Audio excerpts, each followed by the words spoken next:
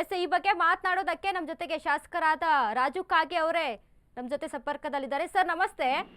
ನಮಸ್ತೆ ಸರ್, ಏನ್ ಸರ್ ಇದು ನಿಮ್ಮ ಮಗಳ ಒಂದು ಕಾರ್ ಟೂರ್ ಸರ್ಕಾರಿ ವಾಹನದಲ್ಲಿ? ಮೇಡಮ್, ಅದು ನಾನು ಬೆಂಗಳೂರದಿಂದ ಬೆಳಗಾವ್ ನಿನ್ ರಾತ್ರಿ ಬೆಂಗಳೂರು ಕೂತು ಇವತ್ ಬೆಳಗ್ಗೆ ಬೆಳಗಾಂ ಬರ್ತಾ ಇದ್ದೆ. ಹಲೋ.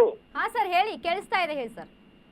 ಬರೋ ಸಂದರ್ಭದಲ್ಲಿ ಅವಳು ಗಂಡ ಮನೆ ಬೆಳಗಾಂ. ಅವಳು ಊರಿಗೆ ಬಂದಿದ್ದಲ್ಲ, ನಮ್ಮೂರು ಉಗಾರ್ ಶುಗರ್ ಫ್ಯಾಕ್ಟ್ರಿ ಇದೆಯಲ್ಲ ಅಲ್ಲಿ. ಅವಳು ತನ್ನ ಗಂಡನ ಮನೆಗೆ ಬಂದಳು. ಅವಳು ನನ್ನ ಗಾಡಿಗೆ ಪಿಕಪ್ ಮಾಡ್ಲಿಕ್ಕೆ ಹೆಂಗೂ ಬರ್ತಾ ಇತ್ತು, ಅದ್ರಾಗ ಬಂದಳು ಅವಳು. ಇದೇನ್ ದೊಡ್ಡ ಅಪರಾಧ ಏನ್ರಿ ಮೇಡಮ್? ಸರ್, ಅಪರಾಧ ಅಲ್ಲ. ನಮ್ಗೆ ಈಗ ಏನು ಸರ್ಕಾರ ನಿಮ್ಮ ಸರ್ಕಾರಿ ಕೆಲಸಗಳ ಬಳಕೆಗೆ ಅಂತ ಕೊಟ್ಟಿರ್ತಾರೆ, ವೈಯಕ್ತಿಕವಾಗಿ ಎಷ್ಟು ಸರಿ ಅನ್ನೋದು ನಮ್ಮ ಪ್ರಶ್ನೆ. ಆಯ್ತಮ್ಮ, ಏನ್ ನನ್ ಪಿಕಪ್ ಮಾಡ್ಲಾಕ್ ಬರ್ತಾ ಇತ್ತು, ಅದ್ರಾಗ ಅವಳ ಕೂತ್ ಬಂದಳು. ಅದೇನ್ ದೊಡ್ಡ ಅಪರಾಧ ಏನ್ರಿ ಹೇಳ್ರಿ ನೋಡೋಣ. ಅಪರಾಧ ಅಂತ ಅಲ್ಲ ಸರ್, ಅದೇ ನಾವ್ ಕೇಳ್ತಾ ಇರೋದು.